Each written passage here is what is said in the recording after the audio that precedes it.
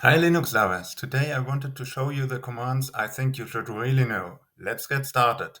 This is my Ubuntu Linux desktop, and the first command that you all know is ls. Yeah, it's like list all files like dir under dos, and then we say ls/etc/*ele*, and we see operating system release is over there. So let's look at what operating system it exactly is. cat/etc/*ele*, and we find out what operating system we have in front of us. That is my first hint. Second hint, now that we talk about ls and this command, why not just call it ls-ltrh? I call it ls-later. Or let's do it like this: ls-later, okay? And then it will show you the latest changes quite at the bottom. So if you have a very long list, you see only the newest files. So this is the advantage of ls-later. The other example that I wanted to give you is, let's imagine you are running a Linux program which takes a long time to run. For example, let's use here xeyes. Xeyes are the cool eyes that follow your mouse cursor. Anyway, you have now started it and you realize you cannot use the console any longer. So you type something, for example, ls, and it doesn't work. So what do? You say, I stop the program xeyes using the Ctrl+C key command, and you can now type the next command. But you want to run both programs in parallel. So let's say you say xeyes ampersand. And now xeyes runs in the background, and in the foreground you can start your next program here on the Linux console. You could, for example, run another instance of xeyes. And now I have started the other instance of xeyes and forgotten the ampersand, and that was exactly what I wanted to demonstrate. You have forgotten to use the ampersand. What do? You use the key combination Ctrl+Z to send it to the background. Then you use the command bg to send it to the background. So Ctrl+Z stops the program, bg sends it to the background. Okay. And now both programs are running, and the console is accepting further input. There's one more thing to say about this. If you just run xeyes, here you see it is running, and now I say stop it using the key combination Ctrl+Z, then the program is stopped and the eyes are no longer moving. Only if you get it back to the foreground, the eyes start moving again, or if you get it to the background, then the eyes also start moving again. So this is an important distinction. Then we have the command jobs, which shows you which commands are running and which you can get into the foreground or into the background. Foreground meaning they block the console and you cannot input any more commands. Background meaning they are running, but the console is accepting more input. Okay.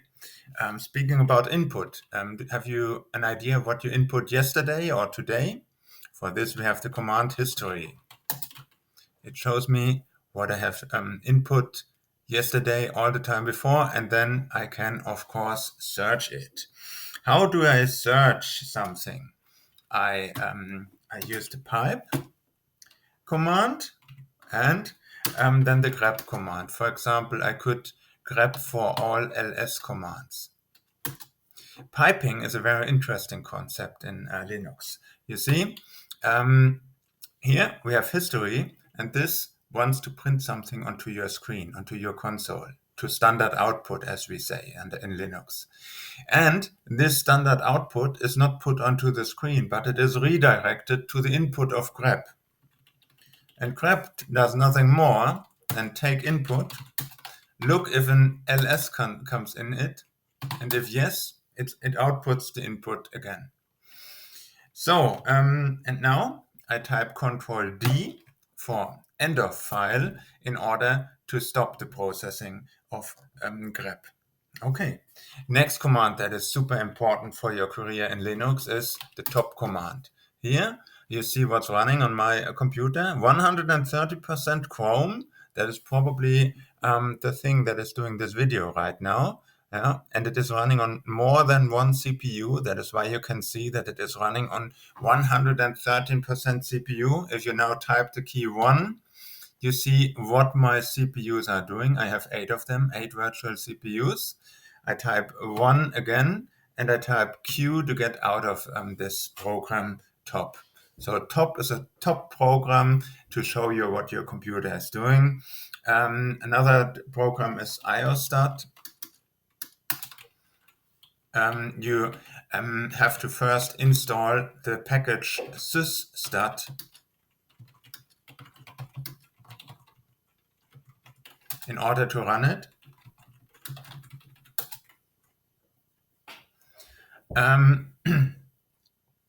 Another program that we can use is vmstat. Vmstat 1 outputs one new line every 1 second.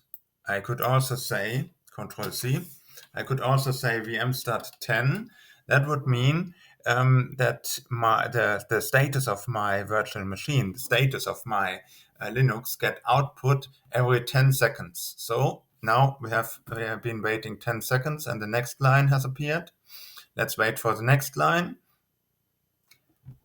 And always we see how much swapped memory is there, how much free memory, how much buffered, how much cache, how much swap in, swap out, blocks in, block out in the I/O subsystem, and how the CPU is performing here. Very valuable if you want to see if your system is getting into a swap space or is starting to wait for I/O. Another program to watch your memory or to monitor your writing is SAR, and this is also in the package sysstat. So stay tuned for more tips. Hope you liked it.